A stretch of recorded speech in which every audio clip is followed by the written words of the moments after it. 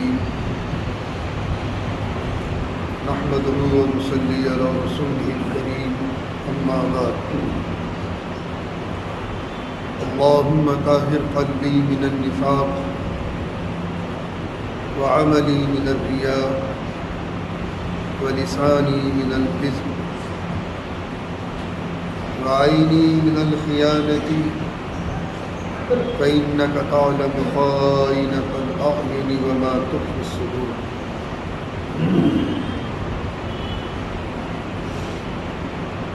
عزیزان گرامی،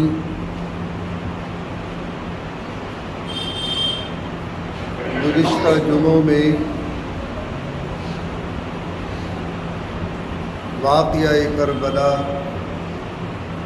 اور اس کا پس منظر، یوم عاشوراء تاریخ کے آئینے میں یہ تمام تفصیلات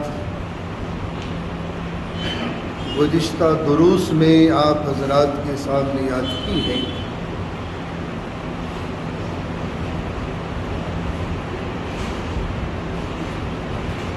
سب سے پہلے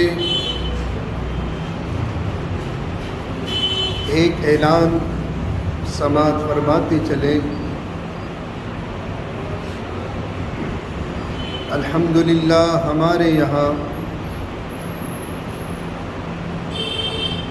آج سے نہیں، پچھلے 100 سالوں سے سیرت النبی کے بعض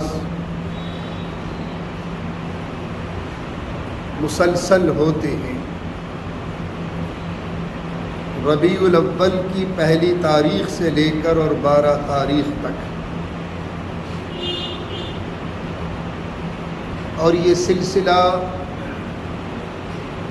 ہمارے اسلاف نے قائم کیا تھا۔ حکیم الاسلام قاری طیب صاحب رحمۃ اللہ علیہ کی ذات بابرکت، ان کے قدم شریف اس حوض والی مسجد میں آتے تھے، اور حضرت کے شاگرد بھی تھے اور خلیفہ بھی تھے مولانا یوسف فقیر دہلوی رحمۃ اللہ علیہ۔ دلی کی ٹکسالی زبان میں ان کے بعض عوام الناس میں بہت مقبول تھے، اور حضرت نے تقریباً یہاں حوض والی مسجد کے منبر و محراب سے 50 سال قرآن و حدیث کی خدمات کی ہیں، اور وہی سلسلہ تاہنوز جاری ہے۔ ایک انجمن قائم کی تھی مولانا یوسف رحمۃ اللہ علیہ فقیر دہلوی نے، انجمن محبان القرآن، یاد ہوگا آپ حضرات کو بھی۔ آپ کے جتنے لٹریچرز ہوتے تھے، جتنی تصانیف ہوتی تھی، ان تصانیف کا چھپوانا، لٹریچر کا چھپوانا سب اسی انجمن کے ذمے تھا۔ آج بھی بہت سی حضرت کی جو تصانیف ہے وہ ناشرین یہی انجمن محبان القرآن کا نام آتا ہے۔ حضرت کے انتقال کے بعد اس انجمن کا شیرازہ بکھر گیا تھا۔ سن 88 سے یہ خادم اس مسجد میں آپ کی خدمات اور قرآن و حدیث کی خدمات کے لیے حاضر ہوا، اور پھر اسی سلسلے کو جوڑنے کی کوشش کی۔ بہرحال اس انجمن کے کچھ ممبران تو اللہ کو پیارے ہو گئے،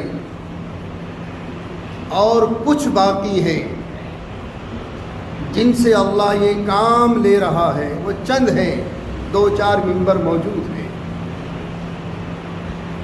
بہرحال قرآن و حدیث کی خدمات حوض والی مسجد کے منبر و محراب سے ہوتی رہی ہے، ہو رہی ہے اور انشاءاللہ تا قیامت ہوتی رہے گی۔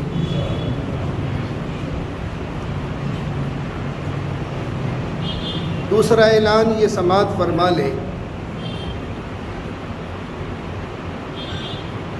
کہ انشاءاللہ تعالی ہمارے یہاں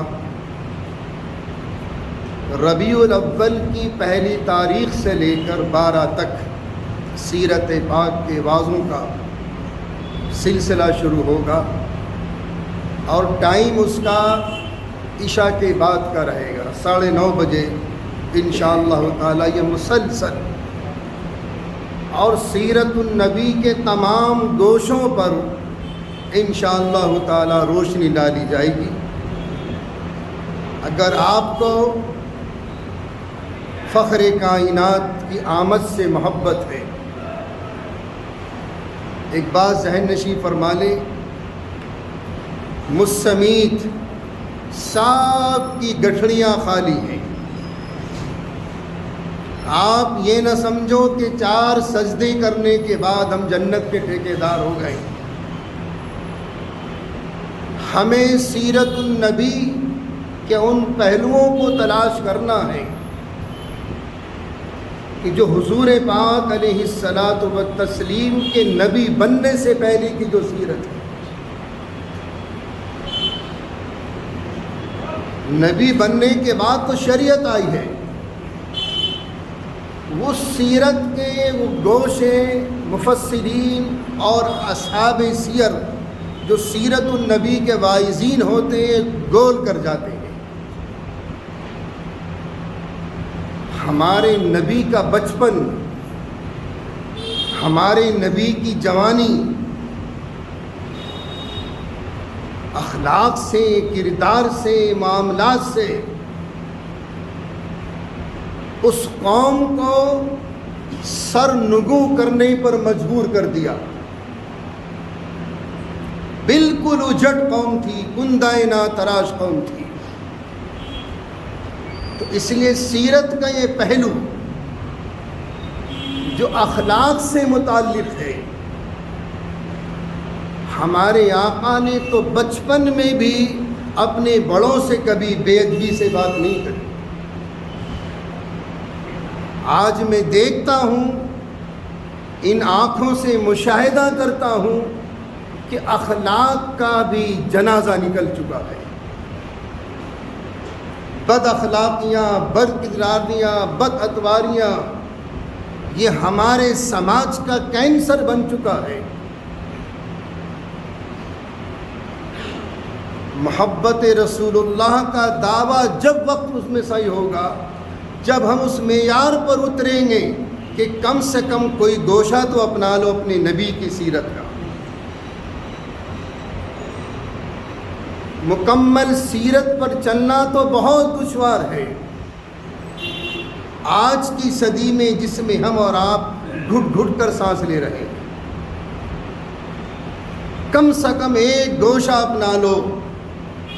ممکن ہے کہ اللہ تعالیٰ کی رحمت واسعہ وہ تو بہانہ ڈھونڈتی ہے، بہانہ ڈھونڈتی ہے۔ بہرحال آپ حضرات سے مؤدبانہ درخواست ہے کہ سیرت النبی کے وعظوں میں شرکت فرمائیں اور ان تمام گوشوں کو سنیں جو میرے نبی کی سیرت کے وہ گوشے ہیں نبی بننے سے پہلے۔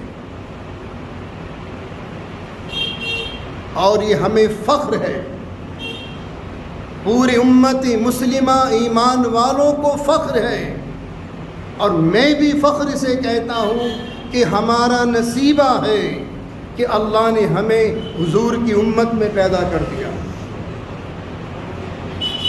یہ ہمارا نصیبہ ہے،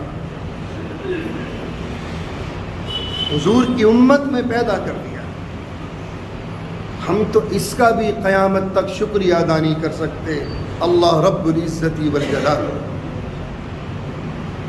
بہرحال اللہ اس انجمن کو بھی قائم رکھے، ہمارے متولیان کو بھی اللہ قائم دائم رکھے کہ جن سے قرآن و حدیث کی خدمات لے رہا ہے، اور انشاءاللہ اس حوض والی مسجد کے ممبر و محراب سے تا قیام قیامت قرآن و حدیث کی خدمات ہوتی رہے گی۔ ایک حدیث میں آپ کو سناتا چلوں، پچھلے جمعے کو بھی میں نے عرض کیا تھا کہ خلفائے اربعہ سے احادیث تو بہت کم نقل ہیں، لیکن جو بھی ہیں بہت امپورٹنٹ ہیں، جو بھی ہیں، حالانکہ شاذ و نادر ہیں، لیکن جو ہیں وہ قابل قدر ہیں۔ اور جس حدیث پاک کے راوی خلفائے اربعہ میں سے کوئی سا بھی خلیفہ ہو، وہاں شک کی کوئی گنجائش نہیں نکلتی، کوئی گنجائش نہیں۔ اس حدیث پاک کے راوی خلیفہ ثالث حضرت سیدنا علی رضی اللہ تعالیٰ عنہ، خلیفہ اربعہ، خلیفہ ثالث تو عثمان غنی ہے، خلیفہ اربعہ چوتھے خلیفہ سیدنا حضرت علی رضی اللہ تعالیٰ عنہ کی ذات بابرکت ہے۔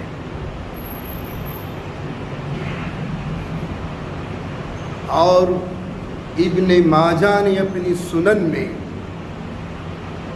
اور صاحب مشکات میں اپنی تالیف میں اس حدیث کو نقل کیا ہے۔ کیا اللہ کی رحمت ہے، قربان جاؤ اس کی رحمت واسعہ پر۔ حضور صلی اللہ علیہ وسلم نے ارشاد فرمایا، وہ بچہ جو دوران حمل گر جاتا ہے، مس کیریج جو ہو جاتا ہے، ایک تو ایبورشن ہے، اس کا تو بہت ٹیڑھا مسئلہ ہے، مس کیریج، اسقاط حمل، خود بخود گر گیا، ایب نارمل بچہ ہے، نامکمل بچہ ہے۔ آقا نے ارشاد فرمایا، وہ بچہ جو دوران حمل گر گیا، ابھی انکمپلیٹ بچہ تھا، ایب نارمل بچہ تھا، نامکمل بچہ تھا، گر گیا۔ ایک تو گر گیا، ایک گرانا ہوتا ہے، گرانا تو ایبورشن ہے، اور یہ مس کیریج ہے، خود بخود گر گیا۔ کل قیامت کے دن اللہ رب العزت والجلال جب اس بچے کے والدین کو جہنم میں بھیجے گا، جہنم میں بھیجے گا۔ نیچے جانا آسان ہے، اوپر جانا بہت مشکل ہے۔ جنت اوپر ہے، جہنم نیچے ہے۔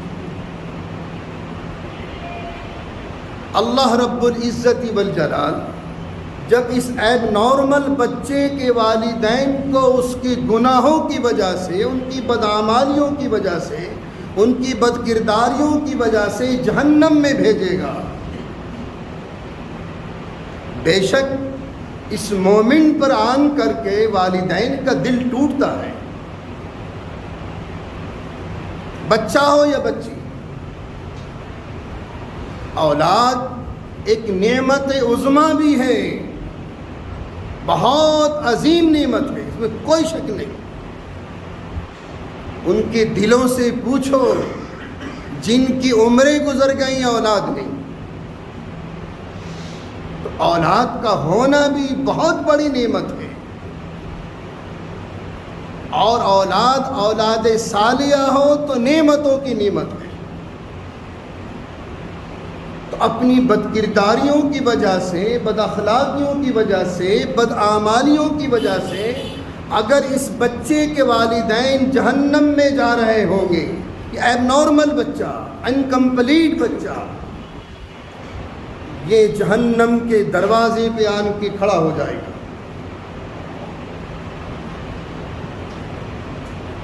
اور اللہ کی حضور میں عرض کرے گا میرے پروردگار یہ میرے والدین ہیں، بے شک میں اب نارمل ہوں، اور ممکن ہے وہ نارمل ہو جائے۔ ارے بھائی اب نارمل انکمپلیٹ تو وہ دنیا سے گیا ہے، ممکن ہے وہ کمپلیٹ ہو جائے، یہ تو اللہ کے ہاتھ میں ہے۔ لیکن بہرحال حدیث میں جو الفاظ ہیں، یہ نامکمل بچہ جب جہنم کے دروازے پر مچلائے گا، اللہ کی رحمت واسعہ جوش میں آئے گی اور ارشاد باری ہوگا، اے میرے نامکمل بچے، میرے بندے، اے میرے نامکمل بندے، مانگ لے کیا مانگنا چاہتا ہے۔ اللہ رب العزت والجلال ارشاد فرمائیں گے، مانگ۔ بار الہ میں اپنے اس والدین کو جنت میں ساتھ لے جانا چاہتا۔ اللہ رب العزت والجلال کی رحمت واسعہ جوش میں آئے گی اور اس انکمپلیٹ بچے کو حکم ہوگا، اس نامکمل بچے کو حکم ہوگا، اے میرے بندے جا اپنے والدین کو ساتھ لے کر جنت میں چلا جا۔ تو اس مومن پہ آن کر والدین کا دل ٹوٹتا ہے، لیکن نہیں، مایوس نہ ہو۔ اگر یہ اسقاط حمل ہو گیا، مس کیریج ہو گیا اتفاق سے، تو گھبرائیے نہیں، اللہ اس کی جگہ اور عطا فرمائیں گے۔ لیکن اس کا مقام کیا ہے، اس نامکمل بچے کا مقام کیا ہے کہ اپنے والدین کو جہنم میں نہیں جانے دے گا۔ اور جو اولاد صالحہ ہوں گی، کامل مکمل ہوں گی، ان کا ٹھکانہ کیا ہوگا۔ انشاءاللہ باقی تفصیل آئندہ جمعے کو آئے گی۔ اللہ ہم سب کو اعمال صالحہ کی توفیق عطا فرمائے۔ وآخر دعوانا